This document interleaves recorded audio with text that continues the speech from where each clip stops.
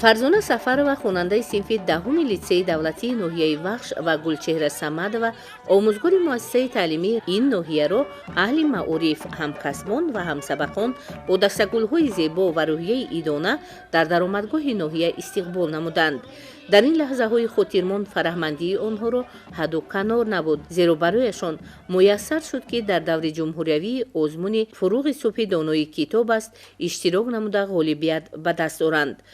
дар озмуни ҷумҳуриявии фуруғи субҳи донои китоб аст аз рӯи номинатсияи хондан ва аз ёд кардани осори адибони классикии форсу тоҷик иштирок варзида сазовори ҷои дуюм гардидам.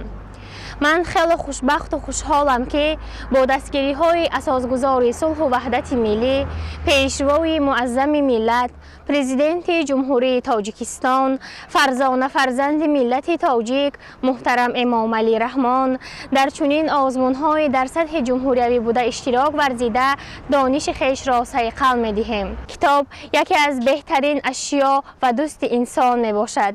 тӯҳфаи беҳтарин китоб аст. китоб пояи тамаддуни дунёи мутамаддин аст.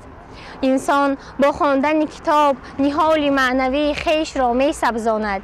инсонҳо бояд китобхону китобдон ва суханвару сухандон бошанд, то дар ҷомеа соҳиб эҳтирому бомаърифат гарданд.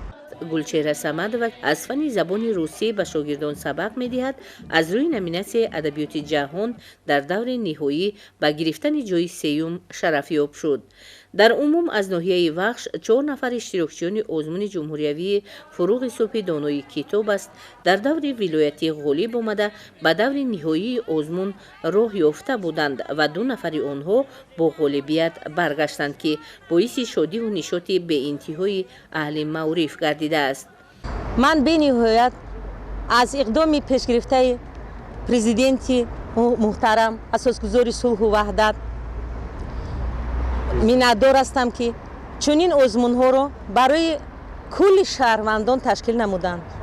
чунки ба фикри ман ҳадафи асосӣ, яке аз ҳадафҳои асосии президенти муҳтарам ин аст, ки кулли мардум китобхон шаванд, чашмонашон кушода шаванд, хубро аз бад фарқ кунанд ва ба имрӯз озодии имрӯз фазои озодии ҳозира тинҷиву амонӣ ба қадри ин рӯзҳо бирасанд. шоири зиндаёд Мирзо Турсунзода дар мавриди илму адабиётдӯстии тоҷикон ҳанӯз дар замони худ гуфтаанд: халқи тоҷик табиатан шоир аст.